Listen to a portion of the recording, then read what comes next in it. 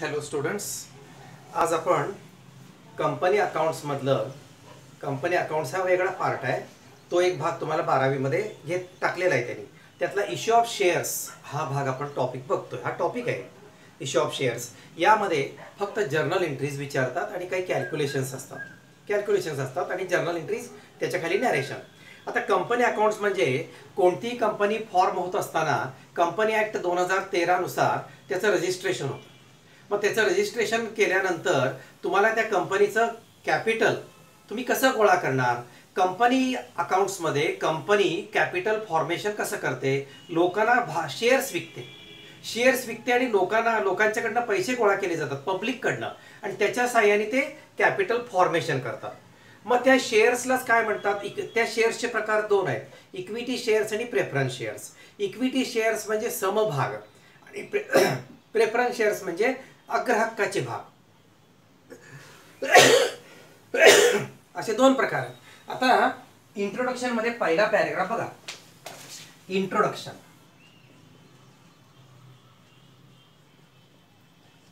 Paragraph पहिला, नंतर paragraph दुसरा, असं मी करत जाणार आहे.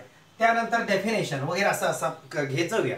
आता त्यांनी पॅरेग्राफ पहिल्यामध्ये 4 मुद्दे आहेत, मी पॉइंट्स काढतो त्याच्यावर तुम्हाला शिकवतो. त्यांनी कॅपिटल हे कंपन्यांचं ब्लड आहे असं त्यांनी समजलंय. पहिलं वाक्य काय बघा, capital is the life blood of every business organisation. Capital is the life blood of any business organisation. Business ऑर्गनायझेशनचं व्यवसायाचं कंपन्यांचं कॅपिटल हे त्याचं रक्त असल्यासारखं आहे, असं त्यांनी त्याचा अर्थ सारांश काढलेला आहे. आता त्याच्यामध्ये एक पॉइंट झाला पहिला,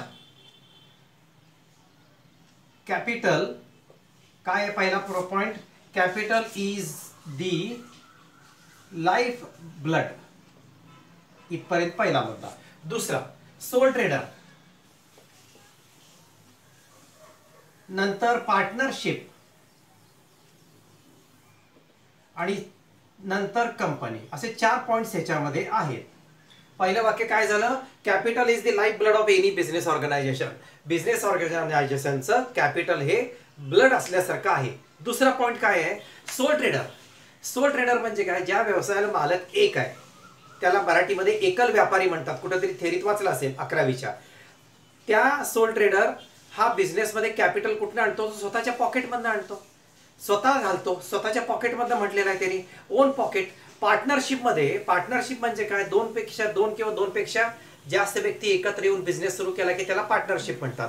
ह्या पार्टनरशिप मध्ये सुद्धा ते पार्टनर्स कॅपिटल कुठनं आणतात, त्यांच्या ओन पॉकेटमधनं घेऊन येतात. ओन पॉकेटमधनं म्हणजे स्वतःजवळचे. असे 3 मुद्दे झाले. एक, सोल ट्रेडर स्वतःच्या पॉकेटमधनं कॅपिटल आणतो. पार्टनरशिप, स्वतःचे पार्टनर्स स्वतःच्या पॉकेटमधनं कॅपिटल आणतो. पण in case of company capital कसं निर्माण होतं. इन केस ऑफ कंपनी, तुम्ही जर कंपनी स्थापन करणार असाल तर तुम्ही पब्लिकला शेअर्स विका. शेअर्स म्हणजे भाग. शेअर्स विका आणि त्यांच्याकडनं पैसे गोळा करा. तुम्ही पण शेअर्स खरेदी करा, नुसतं विकत बसू नका, स्वतःही शेअर होल्डर व्हायचं, भागधारक. आणि अशा रीतीने कंपनी कॅपिटलचं फॉर्मेशन करते. फक्त मी कंपनीचं वाक्य वाचतो बघा, कंपनीचं. But in case of company form of business organization, the capital is raised through issue of shares. Company capital कसं उभं करते, by through the issue of shares. Issue of shares म्हणजे शेअर्स विकून विक्री करून कॅपिटल उभं करते. म्हणजे कंपन्या हे भांडवल कसं उभं करतात. कंपनीमध्ये परत 2 प्रकार आहेत, ते पुढे बघू. कसे उभं करतात, लोकांना शेअर्स विकतात आणि त्याच्या साहाय्याने जे गोळा पैसे होतात त्याच्यावरनं ती कंपनी स्थापन होते. एक दोघांनी पैसे घालायचे नाही. ज्यांना कंपनीमध्ये इंटरेस्ट असेल त्यांनी त्या कंपनीचे शेअर्स खरेदी करायचे, भाग खरेदी करायचे, कंपनीमध्ये पैसे गुंतवायचे. ही इन्व्हेस्टमेंट आहे, पब्लिकच्या दृष्टीने ही इन्व्हेस्टमेंट आहे आणि कंपनीला पैसे मिळतात, कंपनी त्यावरनं कंपनीचं फॉर्मेशन करते. अशा रीतीने पहिला पॅरेग्राफ झाला. पहिल्या पॅरेग्राफमध्ये 4 मुद्दे काय आहेत, capital is the life blood of every business organization. Sole trader capital कुठनं आणतो, त्याच्या पॉकेटमधनं स्वतः.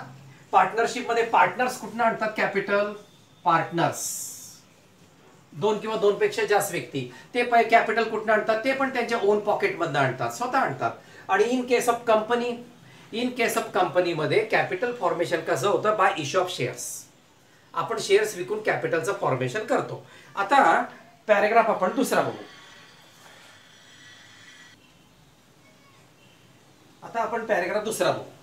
पॅरेग्राफ दुसऱ्यामध्ये इंट्रोडक्शन मधला सेकंड पॅरेग्राफ वाईज घेत जाणार आहे मी. आता दुसऱ्या पॅरेग्राफ मध्ये काय सांगितलंय, जसजसं इंडस्ट्रियल रेव्होल्युशन होत गेलं, औद्योगिक क्रांती होत गेली, तसतसं बिझनेस ऑर्गनायझेशनचं जे स्ट्रक्चर आहे ते बदलत गेलं, स्वरूप बदलत गेलं. का बरं? जसजसं पॉप्युलेशन वाढत गेली, लोकसंख्या वाढत गेली, डिमांड वाढत गेली, त्यावेळेला मागणी वाढत गेल्यामुळे उत्पादनाचं प्रमाण पण वाढवावं लागणार ना, प्रोडक्शन वाढवावं लागणार. मग प्रोडक्शन वाढवायचं असेल तर हेवी कॅपिटल तुम्हाला बिझनेसमध्ये ऑर्गनायझेशनमध्ये इन्व्हेस्ट करावं लागणार. मग हेवी कॅपिटल जर बिझनेसमध्ये इन्व्हेस्ट करायचं असेल तर ते पार्टनर्स लोकांना आणि सोल ट्रेडरना शक्य आहे का? पार्टनर्स आणि सोल ट्रेडरना नाही शक्य. मग त्यासाठी कुठली नवीन मॉडर्न ऑर्गनायझेशन अंमलात आली? Joint stock company. Joint stock company म्हणजे लोकांच्याकडनं पैसे घ्यायचे, लोकांना शेअर्स विकायचे, लोकांच्याकडनं पैसे घ्यायचे आणि त्याच्या आधारावर आपण कंपनी स्थापन करायची. सोल ट्रेडर आणि पार्टनरशिपमध्ये शेवटी बिझनेसमध्ये पैसे इन्व्हेस्ट करायला लिमिटेशन्स आहेत. किती एक पार्टनर किती पैसे गुंतवेल? जास्त 4 लाख, 5 लाख, 10 लाख. पण जर तुम्हाला प्रोडक्शन मोठ्या प्रमाणात करायचं असेल, कंपनी वाढवायची असेल, तर तुम्हाला कॅपिटलची आवश्यकता आहे. मग कॅपिटल 1-2 माणसं इन्व्हेस्ट करू शकत नाहीत, मग लोकांच्याकडनं पैसे घ्या. म्हणून कंपनी स्थापन करायचा विषय सुरू झाला. म्हणजे ह्यालाच म्हणतात जॉईंट स्टॉक कंपनी. ह्याचा मराठी अर्थ संयुक्त भांडवली संस्था. हे ओसी मध्ये मराठी मीडियमच्या लोकांना येईल. इंग्लिश मीडियमवाल्याला आता लक्षात येईल. हा भाग आपल्याला ओसी मध्ये शिकायला मिळतोय थोडासा.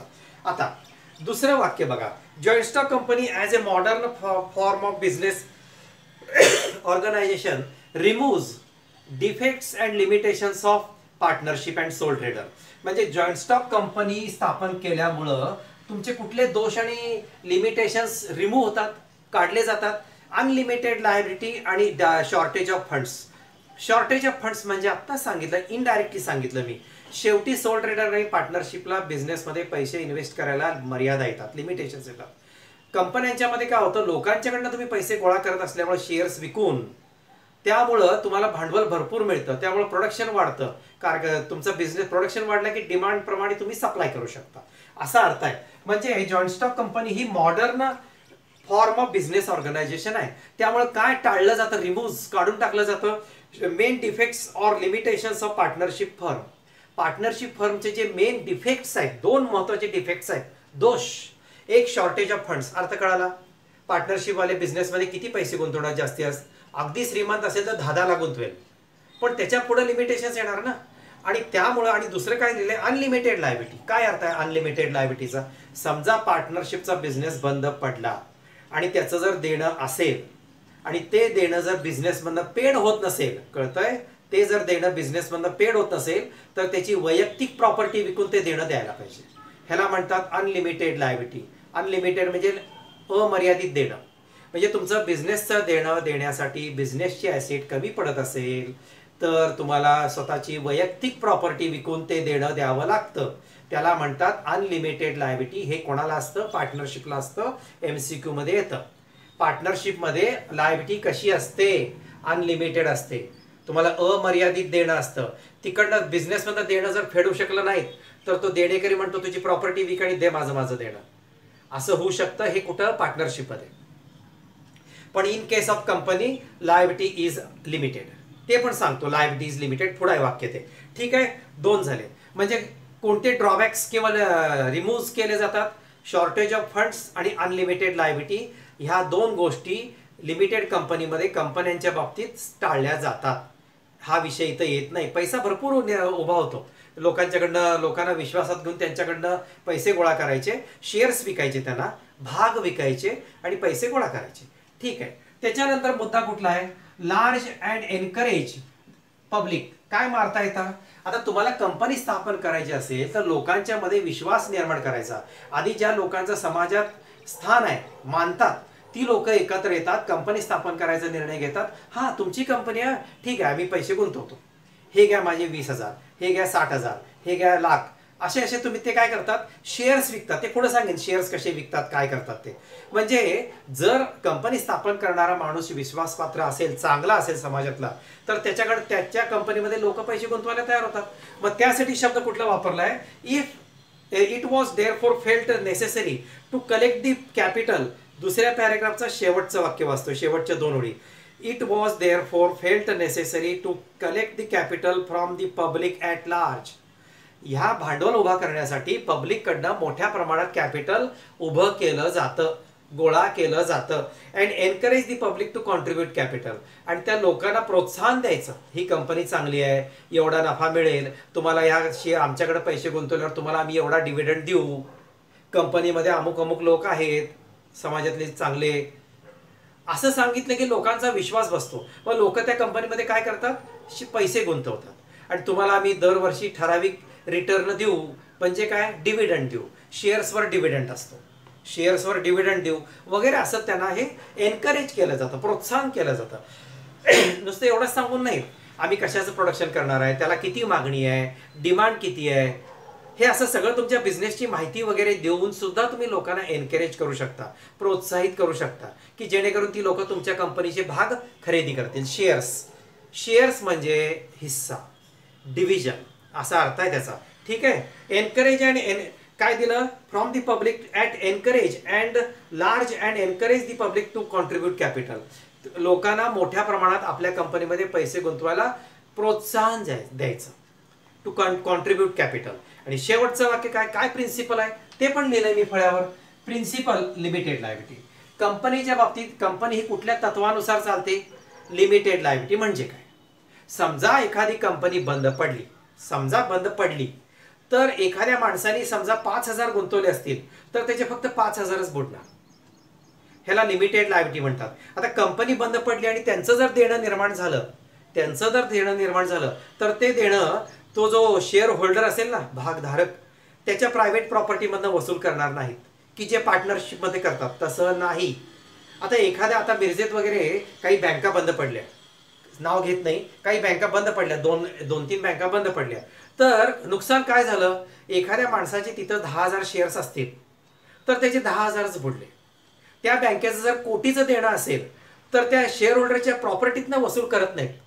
शेअर होल्डर म्हणजे भागधारक, त्यांच्या खाजगी प्रॉपर्टीतनं ते पैसे वसूल करत नाहीत, ते पार्टनरशिपमध्ये करतात. पार्टनरशिपमध्ये इथं जेवढी तुमची इन्व्हेस्टमेंट आहे तेवढेच तुमचे पैसे बुडले, लिमिटेड लायबिलिटी ह्याला म्हणतात.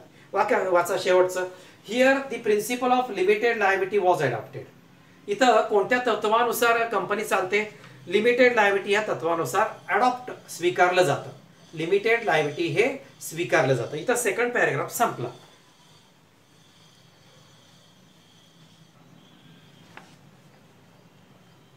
आता पुढचा point, share and share capital.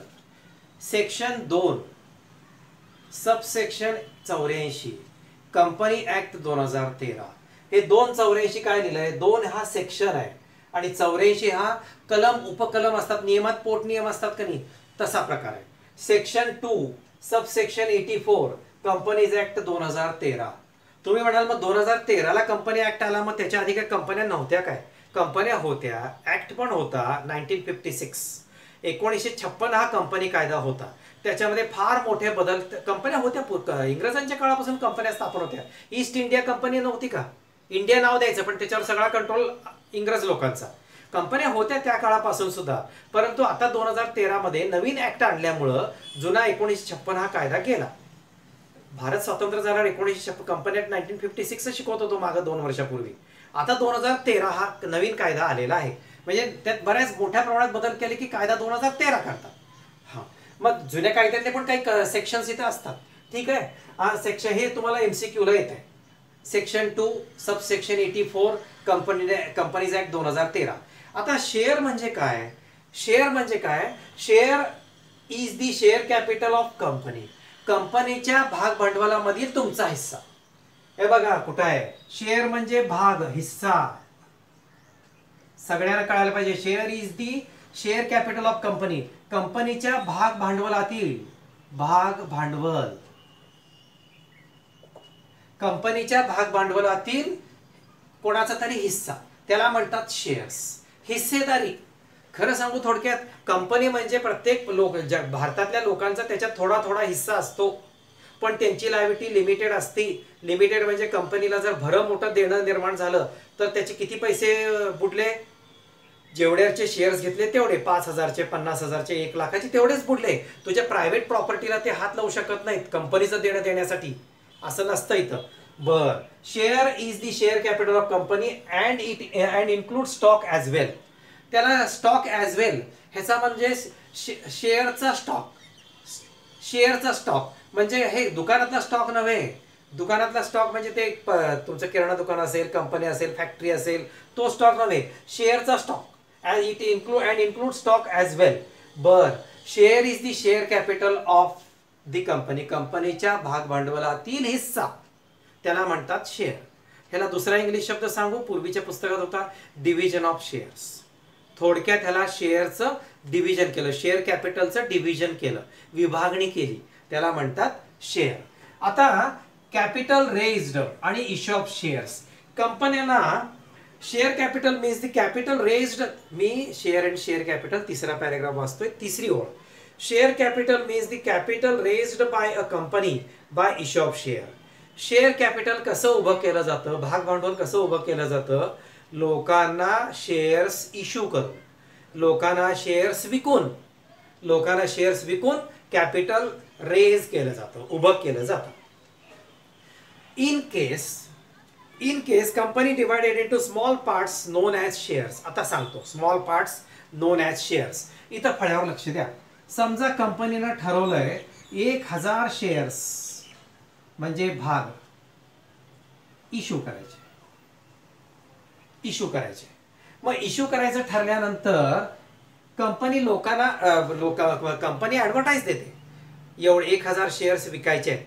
मग कंपनीने ॲडव्हर्टाईज दिल्यानंतर, शेअर मार्केट असतं ना, कंपनीने ॲडव्हर्टाईज दिल्यानंतर जी लोक इच्छुक आहेत या कंपनीमध्ये इन्व्हेस्ट करायला, ते काय करतात? एकूण 1000 शेअर्स विकायचं ठरलंय, ते काय करतात लोक, पब्लिक, इंडियन पब्लिक जे भरपूर पब्लिक आहे, एखादा म्हणतो मला 50 शेअर्स द्या, दुसरा म्हणतो मला 100 शेअर्स द्या, तिसरा म्हणतो मला 150 शेअर्स द्या. पण त्यांची एक अट असते शेअर्स खरेदी करणाऱ्यांनी कमीत कमी 50 शेअर्स खरेदी करायला पाहिजेत. हे एखाद्या कंपनीचं नाही, प्रत्येक कंपनीचं त्यांची अट वेगवेगळी असते, कंडिशन वेगळी असते. आता एखादी मोठी कंपनी असेल आणि त्यांनी 50,000 शेअर्स विकायला काढले असतील, 50,000 शेअर्स म्हणतोय, 50,000 शेअर्स विकायला काढले असतील, तर ती मोठी कंपनी काय म्हणते, कमीत कमी 100 शेअर्स घ्यायला पाहिजेत. जास्तीच तुम्ही किती पण घ्या हो, पण कमीत कमी 100 शेअर्स तुम्ही आमच्या कंपनीची खरेदी करायला पाहिजे. 10 शेअर्स 5 शेअर्स आम्ही विकत नाही, कमीत कमी 100 आणि 100च्या पटीत म्हणतात. अशा कंडिशन्स असतात त्यांच्या फॉर्ममध्ये, ते लिहिलेलं असते. 100च्या पटीत म्हणजे काय, 100, 200, 300, 400, 500 असे शेअर्स खरेदी करायचे. मिनिमम 100 शेअर्स तुम्ही आमच्या कंपनीचे घ्यायला पाहिजे आणि त्याच्या पटीत घ्यायला पाहिजे. 100 घेतले तर एकदम 200 घ्या, 300 घ्या, मधलं काही नाही बघा. त्यांनी अट घातलेली असती. कंपनी मोठी आहे आणि लोकांचाही त्या कंपनीवर विश्वास असतो, त्यामुळे लोक घेतात. अशी अट प्रत्येक कंपनीची वेगवेगळी असते, अधिक लक्षात ठेवा, सगळ्यांची नसते. आता ही 1000 शेअर्स विकायला काढलेत, मग कोणी 50 घेतले, कोणी 100 शेअर्स घेतले, कोणी 150 घेतले, कोणी 200 घेतले, कोणी 300 शेअर्स घेतले. हे शेअर्स आहेत, ह्याला म्हणतात division of shares. 50 shares, 100 shares, 150 shares हे पब्लिक आहेत. XYZ PQ ABCD असे लोक आहेत, ही ज्यांना इच्छुक आहेत, त्यांनी लोकांच्या कंपनीकडे अर्ज केले, आम्हाला एवढे शेअर्स द्या म्हणून, आणि पैसे पण भरायचे असतात. त्याच्यासोबत अप्लिकेशन करायचा, अर्ज करायचा, त्यांनी अर्ज इश्यू केलेले असतात. आता सगळं ऑनलाईन आहे, अर्ज केलेले असतात, ते घ्यायचे, ते भरायचं, आणि तुम्ही हे शेअर त्याच्याबरोबर त्यांनी एक दर दिलेला असतो अप्लिकेशन बरोबर. सुरुवातीला किती पैसे भरायचे, समजा 10 रुपयाचा शेअर असेल, मग त्यांनी सांगितलेलं असेल सुरुवातीला 4 रुपये भरा. मग तुम्हाला जेवढे शेअर्स पाहिजेत, 50 शेअर्स गुणिले 4 एवढे पैसे कंपनीला पाठवून द्यायचे ऑनलाईन. नंतर ह्या माणसाला किती शेअर्स पाहिजे, 100 गुणिले 4 असे पैसे त्या कंपनीला जमा करायचे असतात अर्जासोबतच. ह्याला म्हणतात, कुठल्या भागासाठी हे शिकवलं मी, हे कुठल्या भागासाठी एक्झाम्पल उदाहरण दिलं तुम्हाला. हे बघा, शेअर अँड शेअर कॅपिटल, तिसरा पॅरेग्राफचं शेवटचं वाक्य. नोट्स समोर ठेवून माझं लेक्चर ऐकायचं आणि सलग 3 वेळा ऐकायचं. कंपनी अकाउंट्स हा भाग नवीन आहे तुम्हाला. हा टॉपिक असा टॉपिक जरा ॲडव्हान्समध्ये SY BComला आहे. अजून 2 वर्षांनी 12वी नंतर FY मग SY आहे. अजून शिवाजी विद्यापीठाने ठेवला आहे हा टॉपिक, पण ह्याच्यातलेच ॲडव्हान्स एंट्रीज असतात त्याच्यामध्ये. आणि एकूण एंट्रीज ह्याच्यामध्ये जर्नल पूर्ण प्रॉब्लेम जर घेतला तर एकूण एंट्रीज होतात 12 ते 13 एंट्रीज होतात. पण तुम्हाला 12वीला एवढ्या एंट्रीज सगळ्या एकदम विचारत नाहीत. हा टॉपिक काहीतरी मी अजून तुम्हाला सांगितलं नाही, बघतो पेपर नेचर, 8 का 10 मार्काला टॉपिक आहे, 8 का 10 मार्काला. मग एवढ्या 13 एंट्रीज कशा विचारतील तुम्हाला, फुल प्रॉब्लेम. तरी मी तसले प्रॉब्लेम पण SYचे घेणार आहे. SY लेवलचे प्रॉब्लेम तुम्हाला घेणार आहे, म्हणजे तुम्हाला काय कळेल, एकूण या टॉपिकची डेप्थ किती आहे ते कळेल. एक 4-5 प्रॉब्लेम निवडलेत, मागच्या वर्षी पण घेतलेत, ते तुम्हाला परत यूज करणार आहे, देणार आहे, आता शिकवणार आहे, ते फार मध्ये आहे, अजून वेळ आहे त्याला. बरं, आता कळालं डिव्हिजन ऑफ शेअर्स. हे बघा, in case company divided into small parts known as share. Small parts, हे काय small parts? Small parts known as shares, that is why it is known as share capital. ह्या जे small, आता share capital म्हणजे भांडवल. भांडवल म्हणजे कधी म्हणायचं, ह्याला या दराने गुणलं 50×4, it is called share capital. म्हणजे एक्सचं ह्याच्यामध्ये किती गुंतवणूक झाली, 5×20, 5×20, 200 रुपये गुंतवले ह्यानं, 200 रुपये. 100×4 म्हणजे 400 रुपये गुंतवले ह्यानं. असं गुणाकार करा ना प्रत्येक शेअरचा. या 300×4, 300×4, 1200 रुपये त्यांनी इन्व्हेस्ट केले. हे फार किरकोळ झालं. एवढं किरकोळ कोण करत नाहीत कंपनीमध्ये. कंपनीच्या अटी फार असतात. कंपनी म्हणतात मिनिमम एवढे शेअर्स घ्यायलाच पाहिजेत तुम्ही. कंपनी काय करते, उगीच 5 शेअर, 10 शेअर, 4 शेअर असं विकत बसत नाही. विकताना काय करतात, 50च्या पटीत मिनिमम 50 शेअर घ्यायलाच पाहिजेत, मिनिमम 100 शेअर्स घ्यायलाच पाहिजेत. आणि 100च्या पटीत 50 शेअर असेल तर 50च्या पटीत 50, 100, 150 असे शेअर घ्यायचे. मला 17 शेअर्स द्या, मला 29 शेअर द्या, असलं काय नसते. राऊंड फिगरमध्ये सगळं असते. हां, झालं. इथं तुमचा हा पॅरेग्राफ संपला, शेअर अँड शेअर कॅपिटल. आता according to companies there are 2 types of shares. Company can issue 2 types of shares. आणि शक्यतो सगळ्या कंपन्या इश्यू करतातच. 2 टाईपचे शेअर्स विकतात, पैसे गोळा करायला, उभा करायला, भांडवल उभा करायला. कारण कंपन्यांना भांडवल ह्यूज लागतं. कारण ही जॉईंट स्टॉक कंपनी ही मॉडर्न टाईपची ऑर्गनायझेशन आहे.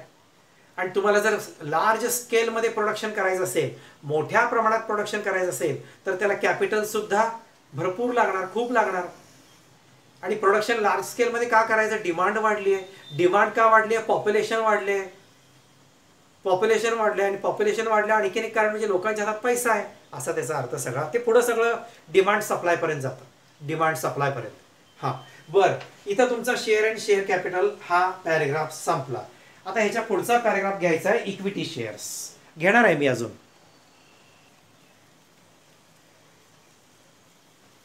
देर are 2 types of shares. Company shares विकताना 2 प्रकारचे शेअर विकू शकते कंपनी फॉर्म करताना, एक इक्विटी शेअर्स आणि एक प्रेफरन्स शेअर्स. मग आता इक्विटी शेअर्स म्हणजे काय, असे शेअर्स की जे प्रेफरन्स शेअर्स नाही आहेत, अशी व्याख्या आहे अक्षरशः सिंपल. जे प्रेफरन्स शेअर्स नाही आहेत ते इक्विटी शेअर्स. म्हणजे व्याख्या कशी आहे बघा, a equity share, a share which is not preference shares. A share which is not preference shares. Preference shares म्हणजे काय, अग्र हक्काचे भाग. त्यांना 1-2-3 गोष्टी इक्विटी शेअर्सच्या आधी मिळतात. प्रेफरन्स शेअर्स म्हणजे काय, आधी शिका. प्रेफरन्स शेअर्स म्हणजे इक्विटी शेअरपेक्षा आधी त्यांना 2 गोष्टी भेटतात. कोणत्या, डिव्हिडंड, शेअर्सवर डिव्हिडंड मिळतो, आणि रिपेमेंट ऑफ कॅपिटल. समजा कंपनी बंद पडली तर पहिल्यांदा कोणाचे पैसे फेडायचे, प्रेफरन्स शेअर्सचे. ह्याला म्हणतात प्रेफरन्स, अग्रहक्क, अग्रक्रम, प्रायोरिटी. म्हणजे त्याला कशाच्या 2 बाबतीत प्रेफरन्स शेअर्स, प्रेफरन्स असतो, अग्रहक्क, प्रायोरिटी असते, रिपेमेंट ऑफ कॅपिटल आणि डिव्हिडंड. इक्विटी शेअर होल्डरना जो डिव्हिडंड द्यायचा असतो, इक्विटी भागधारकांना जो डिव्हिडंड द्यायचा असतो, त्याच्या आधी डिव्हिडंड कोणाला द्यायचा, प्रेफरन्स शेअर होल्डरना द्यायचा. या 2 गोष्टीच्या बाबतीत त्यांना प्रेफरन्स असतो. A share which is not preference share is an equity share. म्हणजे जे प्रेफरन्स शेअर नसतात ते इक्विटी शेअर, अशी व्याख्या आहे अशा प्रकारची. आणि इट इज मॅन्डेटरी म्हणजे काय, प्रत्येक कंपनीला सक्तीच आहे की तुम्ही इक्विटी शेअर विकायलाच पाहिजे. काही कंपनी म्हणेल नाही आम्ही इक्विटी शेअर विकत नाही, समभाग विकत नाही, आम्ही फक्त प्रेफरन्स शेअर्स विकतो, असं चालत नाही. कारण इक्विटी शेअर होल्डर हे कंपनीचे मालक असतात. पार्टनरशिपमध्ये पार्टनर्स कसे मालक असतात का नाही, तसं equity share holders are the owner of the company. ते त्या कंपनीचे मालक असतात. ते त्या कंपनीच्या कामकाजामध्ये दखल देऊ शकतात, लक्ष घालू शकतात, जाब विचारू शकतात.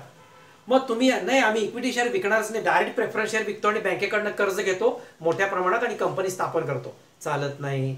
मग इथे व्याख्या शब्द कसा आहे, it is mandatory. It is mandatory must have some equity shares. प्रत्येक कंपनीकडे थोडे इक्विटी शेअर असलेच पाहिजेत, अशा प्रकारचे शेअर्स विकलेच पाहिजेत. मग कंपनीचे मालक कोण झाले, कोण नाही, बिनमालकाची कंपनी, असं कसं होईल. त्यामुळे must have some equity shares, त्यांनी शेअर्स इश्यू करायलाच पाहिजे, विकून पैसे गोळा करायलाच पाहिजेत, असं त्यांचा अर्थ आहे. Second, it is mandatory by the act. Act म्हणजे कायद्याने सक्ती केली आहे त्याला, तुमचे थोडे इक्विटी शेअर हवेतच. हां, must have, every company must have some equity shares. आता इक्विटी शेअर होल्डर्सना have no preference for repayment of capital. मी मगाशी तेच सांगितलं, थोडी थेअरी वर खाली होत असते बोलता बोलता. प्रेफरन्स शेअर होल्डरना रिपेमेंट ऑफ कॅपिटलच्या बाबतीत अग्रक्रम असतो, अगदी भाषा सांगतो, प्रेफरन्स असतो. कधी आता रिपेमेंट ऑफ कॅपिटलची परिस्थिती कधी येईल, जर कंपनी लिक्विडेशन झाला तर. जर कंपनी बंद पडली तर पहिल्यांदा पैसे कोणाचे फेडायचे, प्रेफरन्स शेअर होल्डर्सचे. आणि जर काही पैसे राहिलेच तर ते पैसे कोणाला द्यायचे, इक्विटी शेअर होल्डर. आता प्रेफरन्स शेअर होल्डर आणि इक्विटी शेअर होल्डरचा अर्थ घ्या. प्रेफरन्स शेअर होल्डर म्हणजे अग्रहक्क भागधारक आणि इक्विटी शेअर होल्डर म्हणजे समहक्क भागधारक. भागधारक शेअर होल्डर म्हणजे भागधारक, याचा अर्थ ज्याच्याकडे तुमच्या कंपनीचे शेअर्स आहेत तो. आता मी एका कंपनीचे 500 शेअर्स घेतले तर मी त्यांच्या त्या कंपनीचा शेअर होल्डर आहे, शेअर होल्डर आहे, असा त्याचा अर्थ आहे. ठीक आहे. आता कुठला मुद्दा इथं, equity shares have no preference. कशाच्या बाबतीत नो प्रेफरन्स असतो, अग्रक्रम नसतो, repayment of capital and dividend. या बाबतीत कोणाला प्रेफरन्स असतो, प्रेफरन्स शेअर होल्डरना प्रेफरन्स असतो. इक्विटी शेअर होल्डर म्हणजे सर्वात शेवटची लोक, कारण ओनर ऑफ दी कंपनी आहे. ओनर ऑफ दी कंपनी कंपनीचा बेनिफिट कधी घेणार, सर्वात शेवटी, लोकांची देणी दिल्यानंतर. रिपेमेंट ऑफ बँक लोन, डिबेंचरवरचं व्याज, प्रेफरन्स शेअर होल्डर आणि कुठली देणी असतील ती देणी झाल्यावर जर प्रॉफिट राहिला तर त्याच्यावर मालकी कोणाची असती, इक्विटी शेअर होल्डरची असती. इक्विटी शेअर होल्डर म्हणजे ओनर ऑफ दी कंपनी आहे, खाली आहे ते पण आहे. पुढचा मुद्दा, no fixed rate of dividend. हा काय प्रकार आहे, इक्विटी शेअर होल्डर हे ओनर ऑफ दी कंपनी असल्यामुळं त्यांचा डिव्हिडंडचा रेट फिक्स नसतो. फिक्स नसतो म्हणजे दरवर्षी तुम्हाला 10% डिव्हिडंड देऊ असं नसतंय. तो डिव्हिडंडचा रेट कमी जास्त होत असतो. असं का होतं, कारण कंपनीमध्ये जो प्रॉफिट होतो तो कंपनीचा प्रॉफिट झाल्यानंतर त्यातली सर्व देणी दिल्यानंतर, सर्व लायबिलिटीज पेड केल्यानंतर, देणी दिल्यानंतर बँकेचा हप्ता, बँकेचं व्याज, स्टाफचा पगार, प्रेफरन्स शेअरवरचा डिव्हिडंड आणि कुठलं व्याज, सर्व दिल्यानंतर जे पैसे सरप्लस राहतो, सरप्लस म्हणजे प्रॉफिट, तो जो सगळा प्रॉफिट आहे तो इक्विटी शेअर होल्डरना समान वाटला जातो. सर्व देणी दिल्यानंतर जो प्रॉफिट राहील, सर्व लायबिलिटीज पेड केल्यानंतर, after payment of all liabilities, any surplus amount remains, it is distributed, equally distributed between equity share holders. It is equally distributed. नाही हा आमच्या गावातला शेअर होल्डर आहे त्याला जास्त, तो दुसऱ्या राज्यातला आहे त्याला कमी, असं नसतंय. इक्विटी शेअर होल्डरना जे काय डिव्हिडंड मिळतो, रिटर्न्स मिळतात ते समान मिळतात. पण कधी, after payment of all liabilities and preference dividend, any all things, सर्व देणी दिल्यानंतर जे पैसे सरप्लस राहतात ते सर्व इक्विटी शेअर होल्डर्समध्ये समान वाटले जातात. कुठं आहे हे, नसलं तरी मी एक्स्ट्रा सांगितलं, टोटल थेरी माहीत आहे. No fixed rate of dividend कळाला. सर्व देणी, आता दरवर्षी डिव्हिडंड मी 5% देऊ, 10% देऊ, पण यात फायदा पण आहे, तसा तोटा पण आहे, फायदा पण आहे. समजा कंपनीला इथं आहे बघा, इथं आहे more profit higher rate of dividend. जर कंपनीला प्रॉफिट भरपूर खूप झाला तर तुमचा डिव्हिडंडचा रेट जास्त मिळणार. Lower profit lower rate of dividend. जर तुम्हाला तुमचा प्रॉफिट कंपनीला कमी झाला तर डिव्हिडंडचा रेट मागच्या वर्षी 18% दिला, या वर्षी 8% देतील. प्रॉफिट कमी झाला ना. सर्व देणी दिल्यानंतर जो प्रॉफिट राहील तो प्रॉफिट कमी राहिला, कारण यावर्षी प्रॉफिटच कमी झाला त्यामुळं. आणि नो प्रॉफिट नो डिव्हिडंड. समजा एखाद्या वर्षी आता असं लॉकडाऊनच्या काळात तेजी मंदी, GST, नोटबंदी आली, एकत्रित 2016 नंतर काय काय झालं बघा जरा. 2016 नंतर 2016ला नोटबंदी आली, मग GST आलं, मग कोरोनाचे 1.5 वर्ष, 14 महिने 16 महिने चाललेत. म्हणजे कंपनीच्या वतीत थोडं प्रॉफिट लॉस कमी जास्त झालेलाच आहे. काही कंपन्या लॉसमध्ये पण गेल्या. असा इथं प्रकार आहे. More profit higher rate of dividend, lower profit lower rate of dividend, there is no profit no dividend. कंपनीला प्रॉफिटच झाला नाही तर डिव्हिडंड मिळणार नाही, त्या वर्षी 0 डिव्हिडंड. नाही, यावर्षी कंपनीने काय डिव्हिडंड दिला नाही कारण कंपनी लॉसमध्ये आहे. किंवा कंपनी लॉसमध्ये जायला पाहिजे असं काही नाही आहे. समजा कंपनी प्रॉफिटमध्ये आहे पण सर्व देणी दिल्यानंतर कंपनीकडे प्रॉफिटच राहिला नाही, शिल्लक सरप्लसच राहिला नाही. मग सरप्लसच राहिला नाही म्हटल्यावर कंपनीने डिव्हिडंड द्यायचं कॅन्सल केलं. लोकांची सगळी देणी पेड केली, सॅटिस्फाय केली, पण पैसे शिल्लकच राहिले नाहीत, सरप्लस. मग त्यामुळे डिव्हिडंड दिला नाही असा पण अर्थ होतो. अजून एक मुद्दा ह्याच्यामध्ये, हे पॉईंट्स का लिहून काढले, MCQ. ऑब्जेक्टिव्हला गरज आहे म्हणून जरा थेरी एक्सप्लेन करतोय. थेरी सगळीच एक्सप्लेन करणार आहे. काही थेरी मी ठेवून लगेच गणिताकडे वळणार आहे. काही थेरी आपण दररोज एक शेवटचे 10-10 मिनिटं बोललो तरी चालते. उगीच थेरी घेत घेत हे करायला नको, तुम्हाला बोर व्हायला नको. म्हणून आता 2 लेक्चरमध्ये थेरी आवरून टाकणार आहे, 2-3 लेक्चरमध्ये. आणि सोमवारी बॅच आहेच. आणि सर्वांनी हा नवीन टॉपिक कंपनी अकाउंट्स आहे. हा SY लेवलचा टॉपिक आहे. तो तुम्हाला 12वीला आणलाय त्यांनी, पण थोडी त्याची लेवल कमी केली आहे त्यांनी. तेवढ्या इतकं हाय हे विचारत नाहीत, टफ प्रॉब्लेम विचारत नाहीत. तिथं टफ असतात थोडेसे, ते त्या लेवलला झेपतात ते. ठीक आहे.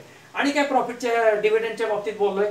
क्युम्युलेटिव्ह टाईप ऑफ डिव्हिडंड हा काय प्रकार आहे? क्युम्युलेटिव्ह टाईप ऑफ डिव्हिडंड समजा आता आपण 2021 मध्ये आणि मागच्या 2019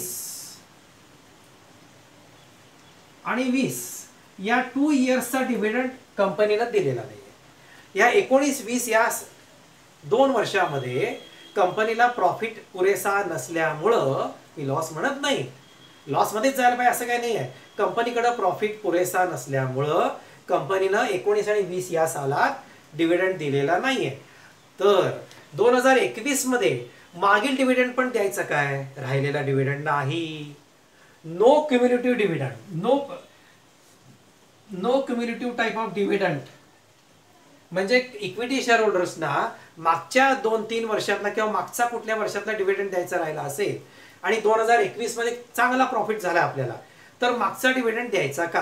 क्युम्युलेटिव्ह ह्याचा अर्थ काय? दुसरा एक सांगतो, अरियर्स ऑफ डिव्हिडंड. आणि काय अर्थ इंग्लिश सांगू? Outstanding dividend, arrears of dividend. म्हणजे मागचा जर डिव्हिडंड काही द्यायचा राहिला असेल तर तो 2021 मध्ये द्यायची गरज नाही. तो डिव्हिडंड ते वर्ष गेला, तो डिव्हिडंड गेला.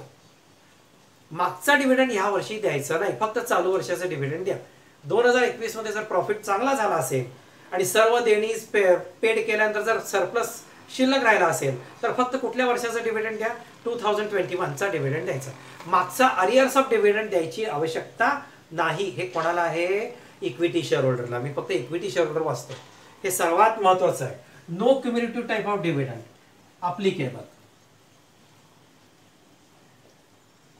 Applicable for equity share holders.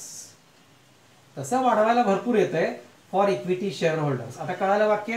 Cumulative type of dividend म्हणजे. आणि एक शुद्ध मराठी सांगू तुम्हाला, काही लोकांना हवंय तर थकीत डिव्हिडंड, मागील वर्षाचा थकलेला डिव्हिडंड चालू वर्षी द्यायची गरज नाही. हा हे नियमात बसत नाही. मागचं वर्ष गेलं, डिव्हिडंड पण गेला, बुडलं. आता फक्त कुठल्या वर्षाचा द्यायचा? 2021चा द्यायचा. हे त्याचं वाक्य आहे. आता इक्विटी शेअर होल्डर हे कंपनीचे खरे मालक असतात, इतर रिअल ओनर. आणि त्यांना कशाचा हक्क असतो? They get voting right in general election. त्यांना मतदानाचा हक्क असतो. ठीक आहे. Voting right in election. संचालक मंडळ, बोर्ड ऑफ डायरेक्टर्सचं जेव्हा निवड होती त्यावेळेला निवडणुका लागतात बघा. परवाच या महिन्यात 1.5 महिन्यापैकी मध्ये गोकुळ दूध कोल्हापूर निवडणूक झाली बघा, निवडणूक. मग त्यामध्ये कसं होतं? व्होटिंग राईट असतात. हे व्होटिंग राईट कोणाला असतात? जे त्या गोकुळ दुधाचे इक्विटी शेअर होल्डर असतील त्यांनाच फक्त तिथं मतदानाचा अधिकार असतो. त्यांना 2 हक्क असतात. डिव्हिडंड मिळाला तर भरपूर मिळतो, नाहीतर नाही मिळत. तसं नाही मिळत असं होत नाही शक्यतो. नाहीतर मग काय करतील? इक्विटी शेअर होल्डर आपले शेअर्स विकायला लागतील, विकतील. हो, विकता येतात की, बाहेरच्या लोकांना, दुसऱ्या लोकांना विकता येतात की, विकतील. तसं होत नाही. डिव्हिडंड देतात शक्यतो, ऍडजस्टमेंट करून, सेटलमेंट करून डिव्हिडंड देतात. समजा एखाद्या वर्षी 8% दिला तर पुढच्या वर्षी नक्की 12% देतात.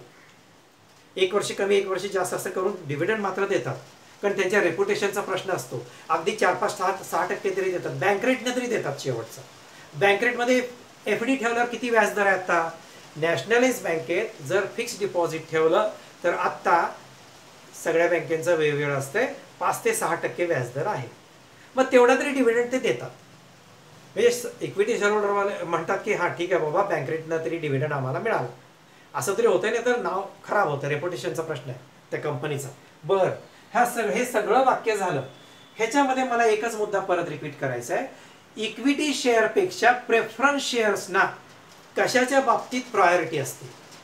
एक डिव्हिडंडच्या बाबतीत, receipt of dividend. Equity share होल्डरपेक्षा प्रेफरन्स शेअर होल्डरला डिव्हिडंड आधी मिळणार राहिलेल्या सरप्लसमधनं. आणि रिपेमेंट ऑफ कॅपिटल. समजा कंपनी बंद पडली तर त्यांना कशाचं कॅपिटल सुद्धा पहिल्यांदा मिळणार. सर्वात कॅपिटल कोणाला शेवटी मिळणार? कंपनी बंद पडल्यावर मालकांना. मालक कोण आहेत या कंपनीचे? Equity share holder. एकदा मराठी अर्थ कळाला? इक्विटी शेअर होल्डर म्हणजे समहक्क भागधारक, प्रेफरन्स शेअर होल्डर म्हणजे अग्रहक्क भागधारक, शेअर्स म्हणजे भाग, शेअर्स म्हणजे भाग, शेअर कॅपिटल म्हणजे भाग भांडवल. कळालं? हे मुद्दाम सांगितलं. सर्वसाधारण मराठीत एकदा ऐकलं की तुम्हाला बरं वाटतं. इथं तुमचं फर्स्ट पेज सगळं संपलंय. फर्स्ट पेज आणि सेकंड पेज मध्ये इक्विटी शेअर हा भाग संपलाय तुमचा. इक्विटी शेअर सेकंड पेज मध्ये या मुद्द्यामध्ये सगळं घेतलंय. अजून मला एक मुद्दा बोलायचा आहे. रिस्क बेअरर. हे स्पेलिंग चुकलंय झेरॉक्स मध्ये. तुम्हाला जी PDF पाठवली आहे त्यात स्पेलिंग चुकलं. रिस्क बेअरर हा काय प्रकार आहे? रिस्क बेअरर, रिस्क म्हणजे धोका. माहित आहे? एखाद्या कंपनीमध्ये आपण पैसे इक्विटी शेअर मध्ये जर गुंतवले तर तिथं जरा धोका आहे. का? ती कंपनी जर चांगली नसेल आणि तुम्ही लक्ष न देता, माहिती न काढता तुम्ही त्या कंपनीमध्ये पैसे गुंतवले इक्विटी शेअर्समध्ये आणि ती कंपनी उद्या बंद पडली किंवा ती कंपनी लॉसमध्ये गेली, बंद पडली तर तुमचं कॅपिटल अडकलं आणि लॉसमध्ये गेली तर तुम्हाला डिव्हिडंड मिळणार नाही. म्हणजे इक्विटी शेअर होल्डरमध्ये पैसे गुंतवणं हे थोडंसं काय आहे? धोक्याचं आहे. रिस्क बेअरर आहे. तो एक शब्द मी एक्सप्लेन करायचा राहिला होता. रिस्क बेअरर आहे इथं शब्द. Equity shares are risk bearer. RISK पाहिजे, तिथं CK झालंय. हां, रिस्क बेअरर म्हणजे धोका आहे त्याच्यामध्ये. बेअरर झालेला आहे. बाकी सगळा मुद्दा मी मुद्दे सगळे एक्सप्लेन केलेलेच आहेत. इथं तुमचं आता इक्विटी शेअरचा पॅराग्राफ पूर्ण संपला. फर्स्ट पेज आणि सेकंड पेजवरचं थोडंसं PDF बघा, त्याच्यावरनं बोलतोय. आता मी घेणार प्रेफरन्स शेअर्स. पण प्रेफरन्स शेअर्सवर फक्त थोडंच बोलणार आहे. त्या प्रेफरन्स शेअर्सचे जे टाइप्स आहेत, प्रेफरन्स शेअरचे टाइप्स बघितले का? A, B, C आणि D. ते मी एक्सप्लेन नंतर करणार आहे. दररोज प्रॉब्लेम घेतल्यानंतर एक 5-5, 10-10 मिनिटं राहतात. त्यात दररोज एक भाग एक्सप्लेन केला तरी चालतो. उगीच एवढे लेक्चर एकदम देण्याची काही गरज नाही. आता मी प्रेफरन्स शेअर्स सेकंड लेक्चरला एक्सप्लेन करणार आहे. प्रेफरन्स शेअर्स काय एक्सप्लेन करणार आहे सांगतो. पेज 2 वरचं प्रेफरन्स शेअर्स आणि टाइप्स ऑफ शेअर कॅपिटल म्हणून भाग आहे. टाइप्स ऑफ शेअर कॅपिटल तिसऱ्या पेजवर हे दोन्ही एक्सप्लेन करणार आणि प्रॉब्लेम घेण्यासाठी जी आवश्यक थेअरी आहे ती मी सांगायला सुरू करणार बोर्डवरनं. हे दुसऱ्या किंवा तिसऱ्या लेक्चरमध्ये सगळं होऊन जाईल. आणि ऑफलाईन क्लास सुरू झाला की एंट्री शिकवायला सुरू करणार. जर्नल एंट्रीजचा टॉपिक आहे म्हणून मी सांगितलेलंच आहे. एंट्री शिकवायला सुरू करणार आणि प्रॉब्लेम घेणार. प्रॉब्लेम घेताना काय करूया ते क्लास सुरू झाल्यावर सूचना देईन. कारण मागच्या वर्षी मी सगळं होलसेलमध्ये टार्गेट पब्लिकेशनचं पुस्तक घेतलं होतं सप्लायरकडनं, कंपनीकडनं. टार्गेट पब्लिकेशन ब्लॅक पुस्तक इथं नाही आता, ते दाखवलं असतं. ते पुस्तक घेतलं होतं. त्यामध्ये काय किती चांगलं आहे माहिती आहे का पुस्तक ते? त्यामध्ये टेक्स्टबुकचे प्रॉब्लेम आहेत. टेक्स्टबुक तुमच्या 12वीच्या बोर्डाचे मागचे 10-12 वर्षाचे प्रॉब्लेम आहेत. 14 पासून 20 पर्यंत प्रॉब्लेम आहेत आणि होमवर्कचे प्रॉब्लेम आहेत. अशी एवढ्या टाईपचे प्रत्येक टॉपिकला प्रॉब्लेम आहेत. MCQ आहे. MCQ सर्व प्रकारचे MCQ आहेत. आणि क्वेश्चन 1 मध्ये काही कॅल्क्युलेशनचा एक पार्ट येतो. कॅल्क्युलेशन आहे एक पार्ट, त्याला मला वेगळं शिकवावं लागणार आहे ते आहे. आणि सगळ्या प्रॉब्लेमच्या मागच्या साईडला अँसर्स आहे. अँसर की आहे आणि मोस्टली 99% त्या पुस्तकातले अँसर्स करेक्ट आहेत. उलट टेक्स्टबुक मधले काही अँसर्स चुकले. माझं जे कुठला डिझोल्युशन का कुठला तरी टॉपिक घेत असताना माझे जे काही अँसर्स चुकले मग तुम्हाला मी तयार करून टाकलं स्वतः सोडवून. ते पुस्तकातल्या अँसर्स आणि टार्गेटमधल्या अँसर्समध्ये फरक पडला. मग मी पुस्तक घ्यायचं बंदच केलं. टेक्स्टबुक टार्गेटचं पुस्तक घेऊन घ्यायला आलो. म्हणून पुढं नंतर मग प्रॉब्लेम चुकत नव्हते माझे. मी त्या पुस्तकाप्रमाणे गेलो आणि टॅलीच होईना. त्यांच्याप्रमाणे पोस्टिंग करून आकडे चुकले होते त्यातले पुस्तकातले. मग टार्गेट बघितल्यावर कळालं काय चूक झाली आहे. ठीक आहे. आता मी सेकंड लेक्चरला हे 2 मुद्दे घेणार आणि ह्याचं लेक्चर देऊन ठेवणार. कुठले शब्द सांगतोय का? ॲप्लिकेशन मनी, अलॉटमेंट मनी, फर्स्ट कॉल मनी आणि सेकंड कॉल मनी. हे जे शब्द आहेत त्या शब्दावर बोलणार आहे. काय शब्द आहेत, कसे शेअर्स घ्यायचे असतात ते सगळा प्रकार मी बोलणार आहे. हे सेकंड लेक्चर, हे फर्स्ट लेक्चर झालं. आता सेकंड लेक्चर मी पाठवणार. हे आजच्याच पाठवतो तुम्हाला. आज फ्रायडे आहे. आज संध्याकाळपर्यंत हे लेक्चर येईल. ओके.